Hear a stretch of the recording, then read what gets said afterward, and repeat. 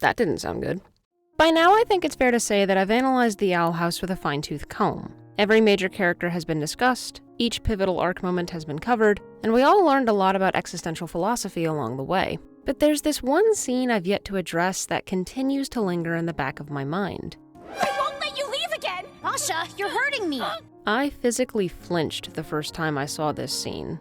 It brought back some of my most painful memories, and invoked all the complicated emotions I thought I'd long let go of. But it also reminded me of an important lesson that I've had to internalize these past few years. In order to properly articulate why I find it so affecting, we need to talk about Boscha. You are talented. You are a star. You may be hated, so long as you are feared. Boscha is arguably the most enigmatic character in the entire cast. She's named after Hieronymus Bosch, one of Dana Terrace's key art inspirations. She's Willow's greatest bully, Amity's worst reflection, and Luce's biggest detractor. How many of you have ever felt personally victimized by Regina George?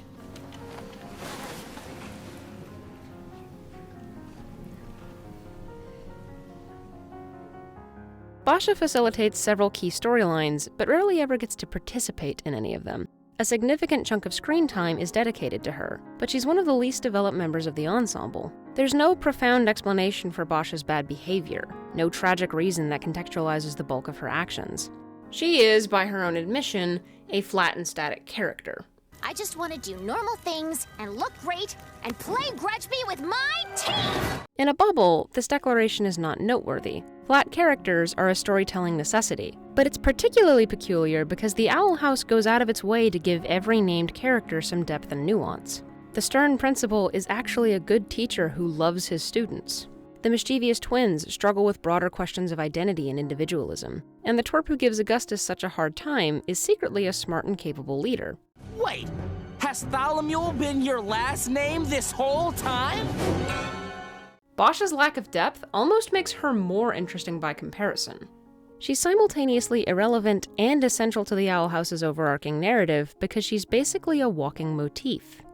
Wow, you're a really good friend.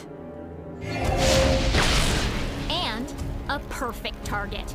Friendship is one of the show's core themes. The series treats platonic relationships with the same gravitas as romantic and familial relationships, and I deeply appreciate this portrayal. Friendship is often written off as a lesser bond because there's no sexual component to the connection, but nothing could be further from the truth. Few things bring me more joy than my friends, and conversely, losing a friend is the deepest heartbreak I know.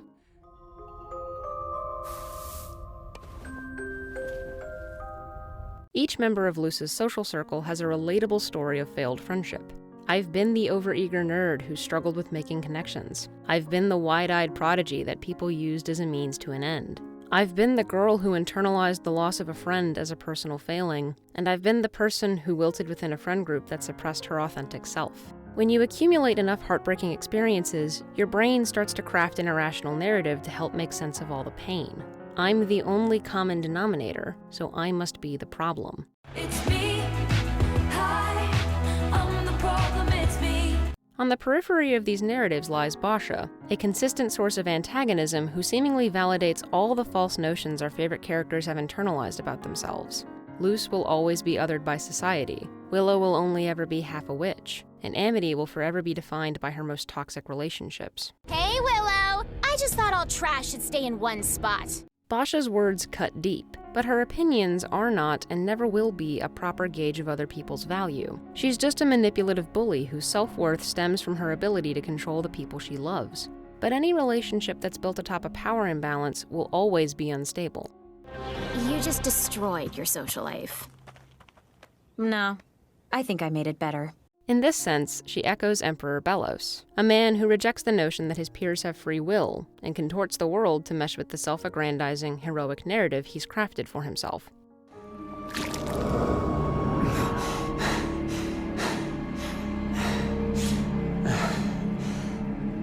Oh, shut up. That's not to say that the actions of a teenage girl and a genocidal dictator are completely comparable, but the parallels are still worth pointing out.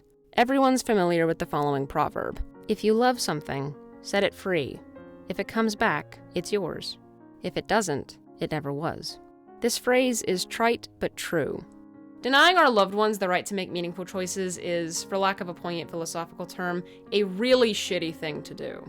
The fear of losing someone you're close to is a universal experience, but you can't control other people, nor should you expect them to conform to the idealized, non-existent version of them you've concocted within your own head. I can't be who you want me to be, Boscha. The end of a friendship often feels like the end of a life. You've dedicated countless hours to cultivating a piece of your soul to blend with someone else's. But when that connection is abruptly severed, there's this entire part of you that no longer makes sense. Our friends reflect our inner selves. They embody the traits we choose to nurture. But when that lens of perspective is fractured, we lose that window of understanding. All we're left with is jagged shards of recollection that tell an incomplete story. There's no roadmap to recovery. The timetable varies from person to person, and moving on is always harder than it seems because closure in the conventional sense is a myth. Willow, you were never too weak to be my friend. I was too weak to be yours.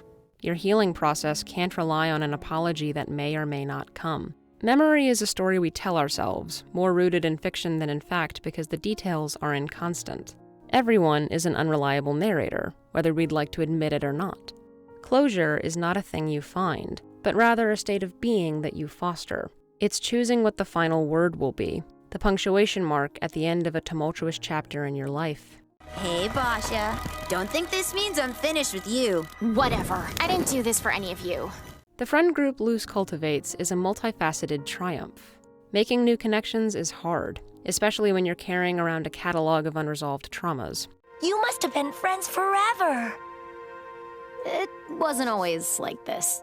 It's tempting to let the fear of future pain dictate your course of action, but that mountain of evidence you've compiled against yourself isn't factual. It's merely an act of self-preservation.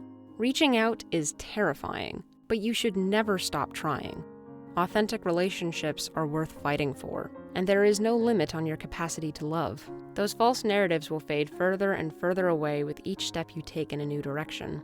And one day you'll look back and marvel at just how much you've grown.